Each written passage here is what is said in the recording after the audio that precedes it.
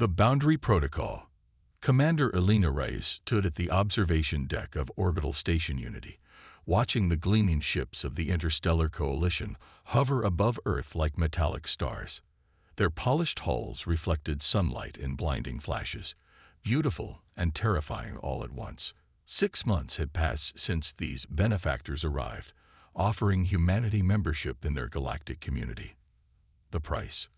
Limitations, restrictions, boundaries. Commander, the Coalition representatives are ready for you, said Lieutenant Park, interrupting her thoughts. Elena nodded, straightening her uniform. Time to smile and play nice. The meeting chamber was uncomfortably cold, kept that way for the comfort of the Coalition's representative, Ambassador Zevex. The ambassador's translucent skin rippled as Elena entered, revealing the pulsing of strange organs beneath. Commander Reyes, punctual as always, Zevex said, voice resonating through his translation device. Your reputation for efficiency serves you well. Thank you, Ambassador. I understand there are concerns about our mining operations in the asteroid belt. Zevex's 4 eyes blinked in sequence. Not concerns, violations. A holographic display appeared between them, showing Earth's recent construction projects. These vessels exceed the permitted tonnage by 12.3%. The propulsion systems utilize principles not approved in the Technology Exchange Agreement. Elena kept her expression neutral despite her rising anger. They're mining vessels, Ambassador, not warships. Nevertheless, they violate the Boundary Protocol. Your species joined our coalition with full understanding of the limitations. These rules exist for the stability of all member species. The meeting continued for another hour, a diplomatic dance of apologies, promises, and subtle threats. When it ended, Elena's face ached from maintaining her professional smile. Dr. Sanjay Kapoor was waiting outside, pretending to work on a tablet. The head of Earth's Advanced Propulsion Lab fell into step beside her. That bad? He asked quietly. Worse, they're tightening restrictions on our space development program. Apparently, we're advancing too quickly for sustainable integration. They entered a secure elevator, and Elena pressed her palm against the scanner. Privacy mode, she commanded. The elevator's cameras powered down as they descended to the station's restricted levels. I received something interesting yesterday, Sanjay said, activating his tablet. My contact in the Coalition's Science Division sent this before suddenly requesting reassignment to the Rim territories. Elena reviewed the files, her blood running cold. Classified Coalition records detailed the containment of 3 other species who had advanced too quickly. One was now relegated to a single planet, their once promising space program dismantled. Another had mysteriously suffered ecological collapse after Coalition assistance with their climate. The third had simply disappeared from galactic records. They're not mentoring us, Elena whispered. They're managing us, preventing competition. Precisely why Project Boundary exists, Sanjay replied. Deep beneath the lunar surface, in a holovolcanic tube officially designated as Scientific Outpost Galileo, Earth's greatest secret took shape. Elena stepped through decontamination and into the massive chamber where the vessel grew piece by piece. Unlike the gleaming Coalition ships, this creation was all hard angles and utilitarian design. It resembled a mining platform from some angles, a research vessel from others. But its true purpose was unmistakable to those who knew what to look for. Chief Engineer Maya Wong approached, wiping grease from her hands. Commander, we've completed the drive installation. We're running final tests on the stealth systems. How are we on materials? Elena asked, walking alongside the hull. That's our biggest problem. The Coalition is tracking all refined metals now. We've had to smuggle components through 20 different shell companies. Elena nodded grimly. They're getting suspicious. They've increased inspections of lunar shipments. We're 68% complete, Maya said. 4 more months at current pace. We may not have 4 months. The warning proved prophetic. 3 weeks later, a Coalition inspection vessel requested docking permission at Outpost Galileo. Elena authorized it with outward calm while triggering the emergency concealment protocol. "They're here to investigate power fluctuations," she told the project leaders. "Our official story is geological research using deep penetration scanners." When Ambassador Zevex himself stepped through the airlock, Elena knew this wasn't a routine inspection. "Ambassador, this is unexpected," she said, extending her hand in the human gesture of greeting that Zevex always ignored. "We detected unusual power signatures," he replied, his auxiliary sensory tendrils extended fully, a sign of suspicion in his species. According to the boundary protocol, all energy utilization exceeding civilian research parameters must be reported. Of course, we're testing new geological survey equipment. The power requirements are substantial but temporary. Zevex's eyes narrowed. "I would like to see these geological tools." Elena led him through carefully prepared areas of the outpost. The massive chamber housing their secret project had been sealed behind false walls, the construction equipment disguised as research instruments. "What is the purpose of this device?" Zevex asked, pointing to a component that was actually part of the vessel's weapons system. Dr. Kapoor stepped forward smoothly. "It generates focused seismic waves to analyze lunar core composition. Would you like a demonstration?" Before Zevex could answer, the lights flickered and alarms blared. "Power surge in Sector 7. Maya's voice came over the comms, initiating emergency protocols. It was a planned distraction, but the fear on the human faces was genuine. They'd sacrificed a non-essential system to create the diversion. "Ambassador, we need to evacuate this section," Elena insisted, guiding him toward the exit. "These surges can interfere with life support systems." In the confusion that followed, the inspection was cut short. Zevex departed with obvious suspicion, but no concrete evidence of violations. As the Coalition ship undocked, Elena gathered her team. "They'll be back, and soon. We've just lost whatever time advantage we had." "We need another month minimum," Maya insisted. "We don't have it. Accelerate all construction. Double shifts. We need to be launch-ready in 2 weeks." "That's impossible," someone protested. Elena's gaze hardened. "Then we'll do the impossible. It's what humans are good at." For the next 14 days, the outpost became a frenzy of activity. Sleep was a luxury as engineers, scientists, and technicians worked around the clock. Systems were installed before they were fully tested. Redundancies were sacrificed for speed. Coalition patrols increased, circling the moon with growing frequency. Each pass brought new anxiety that their secret would be discovered. On the 13th day, Elena received an encrypted message from Earth Defense Command. 3 CO8 Lithium battleships entering lunar orbit. Inspection fleet. "They know," she told her senior staff. "We launch tomorrow, ready or not." Maya shook her head. "Commander, the weapons systems aren't calibrated. The drive is at 70% efficiency at best." "And life support?" Elena asked. "Functional for the minimal crew. But then we go." Elena's decision was final. "Alert the volunteer crew. Begin pre-launch sequence." As the Coalition ships approached from 3 different vectors, maximizing their sensor coverage, the secret vessel, now christened Defiance, prepared for its premature birth. Elena recorded one final message to Earth's unified government. "We launch to preserve humanity's future. Whether we succeed or fail, remember that we chose to stand rather than kneel. The stars are our birthright. No species has the right to limit our potential." As Coalition detection systems began picking up unusual energy signatures from the lunar outpost, the false wall concealing the massive construction base slid open. Defiance rose from its cradle, powered up, and prepared to face whatever came next.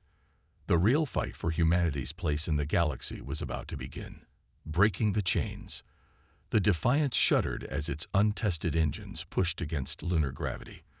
Commander Elena Reyes gripped her command chair, watching status warnings flare across control panels. The vessel, cobbled together from permitted technologies arranged in forbidden ways, was never meant to launch so soon. Coalition ships adjusting course, announced Lieutenant Park from the tactical station. They've detected us.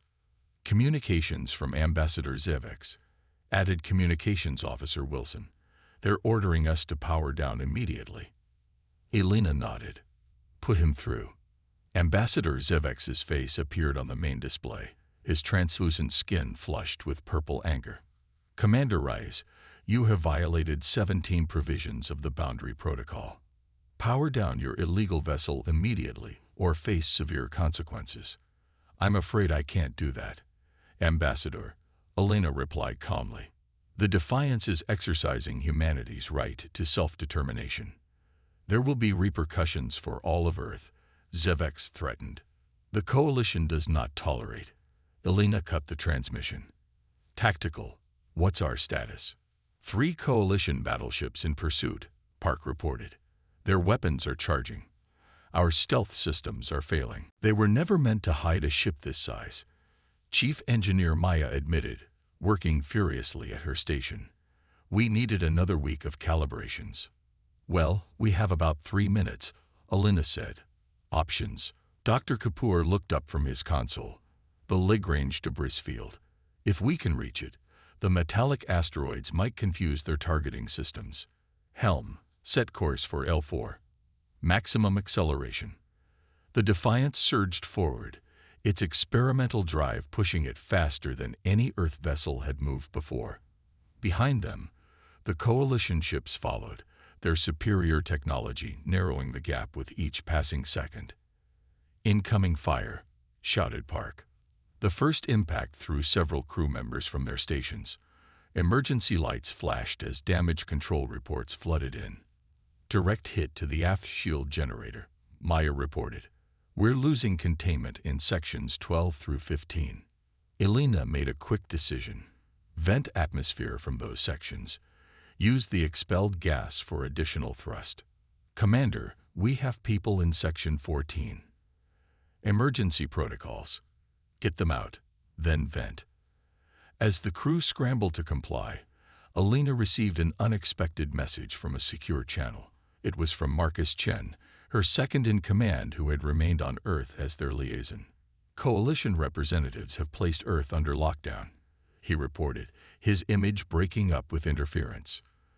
They're demanding your surrender and threatening sanctions against all human colonies. Expected, Elena replied. What's the response from Earth government? Officially, they're denouncing your actions. Chen's face showed a hint of a smile. Unofficially, 3 more ships like yours are nearing completion in secret facilities across the solar system. Hope surged through Elena. They weren't alone in this fight. A massive blast rocked the ship before she could respond. The nearest Coalition vessel had scored a critical hit. Engine efficiency down to 42%, Maya reported. We can't outrun them anymore. They had reached the debris field, but it wouldn't provide cover for long. Elena studied the tactical display, looking for any advantage. All power to forward shields, she ordered. Bring us around to face them. Commander, Park questioned. We can't win a direct confrontation. Who said anything about winning? We just need to show them something they've never seen before. She turned to Dr. Kapoor. Is the gravitational lens operational? Barely tested, but yes, he confirmed. Charge it up. Target their lead vessel. The Defiance turned to face its pursuers, like a cornered animal making its final stand. On the Coalition ships, sensors would be showing a crippled vessel, its power fluctuating wildly. They're slowing, Park noted. They think we're surrendering. Or setting a trap, Elena said. Either way, they're being cautious. That's our advantage. As the Coalition flagship approached, Elena gave the command. Activate the lens. Full discharge. The Defiance's bow emitted no visible beam. There was no dramatic light show, no explosion of energy. Instead, the laws of physics bent ever so slightly in the space between the vessels. On the Coalition ship, alarms would be blaring as localized gravity suddenly increased 100-fold, crushing delicate equipment and throwing off weapon alignments. It wasn't a conventional attack. It was a demonstration of human ingenuity. "Their primary systems are recalibrating," reported Park with wonder in his voice. "Their shields just dropped." "Now, the electromagnetic pulse," Alina ordered. The second attack hit while the Coalition vessel was vulnerable. Its lights flickered and died as the carefully calibrated pulse disrupted its control systems. "All stop," Alina commanded. "Open a channel to the other Coalition vessels." When the connection was established, she stood, facing the camera. "This is Commander Alina Reyes of the Earth vessel Defiance. As you can see, we've disabled your flagship without destroying it. We could have, but that's not our purpose today." She paused, letting the implication sink in. Humanity did not join the Coalition to be controlled or contained. The technologies we've demonstrated today were built within your restrictions, just arranged differently. Imagine what we could accomplish as true partners rather than subordinates. On the tactical display, the other Coalition ships held position, uncertain how to proceed with their leader disabled. "Return to Earth with this message. The boundary protocol must be renegotiated as equals, or it will be rejected entirely. We await your response." The transmission ended, and the bridge fell silent. "Will they listen?" Maya asked quietly. "They might not have a choice," Dr. Kapoor said, showing data on his tablet. "I've been monitoring transmissions from other Coalition species. News of our stand is spreading, despite censorship attempts. 3 other contained civilizations are already questioning their own restrictions." Before Alina could respond, Lieutenant Park called out, "Commander, sensors are detecting multiple launches from Earth orbit." The display showed 5 ships rising from different points on the planet. None resembled conventional Earth vessels. Each had the same angular, utilitarian design as the Defiance. "It seems Earth has made its decision," Alina said with a smile. "Humanity stands together." The first of the Earth vessels established communications. "Commander Reyes, this is Captain Okafor of the Endeavor. Earth Defense Command sends their compliments and suggests a tactical retreat to Mars orbit, while Coalition leadership considers their response." 4 more ships joined formation around the damaged Defiance, creating a protective screen between it and the Coalition vessels. "Looks like we've started something," Maya observed. Alina nodded, watching as more ships rose from Earth. "Not started. Continued. Humanity has always pushed boundaries. It's in our nature. The Coalition tried to contain what cannot be contained. As the small fleet of Earth vessels moved away from the disabled Coalition flagship, emergency systems finally brought the alien ship back online. Its weapons remained powered down." "They're not pursuing," Park reported with surprise. "They're reassessing," Alina corrected. "Today they learned that technological superiority isn't everything. Creativity, determination, adaptability. These are humanity's true strengths." The impromptu fleet accelerated toward Mars, the red planet glowing like a beacon in the distance. Behind them, the Coalition ships began a slow retreat toward Earth, no doubt to report this unexpected development to their leadership. Alina settled back in her command chair, feeling the Defiance shudder beneath her as its makeshift systems struggled to maintain cohesion. They'd need repairs, improvements, and time to prepare for whatever came next. But they'd taken the first crucial step. Humanity had declared itself not just a member of the galactic community, but a force to be reckoned with. The stars would not be denied to them.